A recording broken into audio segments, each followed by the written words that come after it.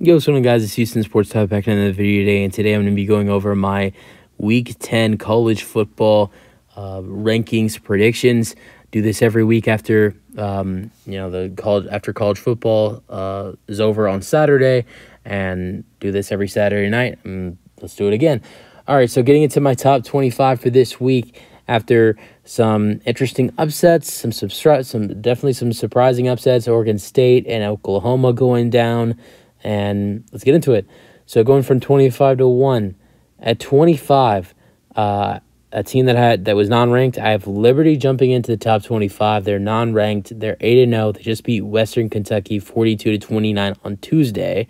I know it's Liberty. They're not beating good teams at all, but you're 8-0, and when you're 8-0, you probably deserve to be in the top 25. I mean, all these other 8-0 teams that are not beating good teams like James Madison and Air Force are in the top 25. So Liberty should be in the top 25 as well. And a lot of people are predicting Liberty to be in the top 25.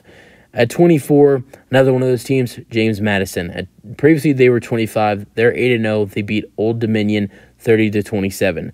Then at 23, another non-ranked team, but this team actually beat a good team, and that's Arizona. Now, this is a little bit of a hot take. Arizona, they've been playing some good football. They're 5-3. It's not often you see a 5-3 team make it into the top 25, but they just beat number 11 Oregon State 27-24. I look at their last 3 games. This game they just beat Oregon State, number 11, by 3. Their previous game they beat Washington State, who at the time was number 19 in the country. I think they beat them pretty good. And then their previous game before that was a loss, but it was to USC, which at the time USC was a top 10 team. And I think they only lost to USC by 2 points in overtime. So look at their last 3 games. They've been playing some really good football, almost knocked off a top 10 team USC at the time, then beat a top 20 team Washington State. Now they've beat a near top 10 team in Oregon State. Give Arizona some credit, everybody. Then at 22, I have UCLA, previously 23. They're 6-2. They just beat Colorado 28-16. At 21, I have Tulane, previously 22. They're 7-1. They just barely beat Rice, who's only 4-3, 30-28. At 20, after a huge upset, I have Kansas, previously non-ranked. They're 6-2. They just beat OU 38-33. OU was at the time number 6. At 19, I have Tennessee, previously 21. They're 6-2. They just beat Kentucky 33-27. At 18, I have Utah, previously 13. They just lost to Oregon. They're 6-2. They lost 35-6.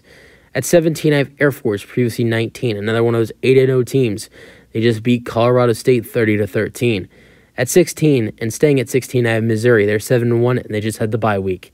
At 15, I have Oregon State. They're previously 11. They're 6-2. They just lost to Arizona 27-24. At 14, I have Louisville, previously 18.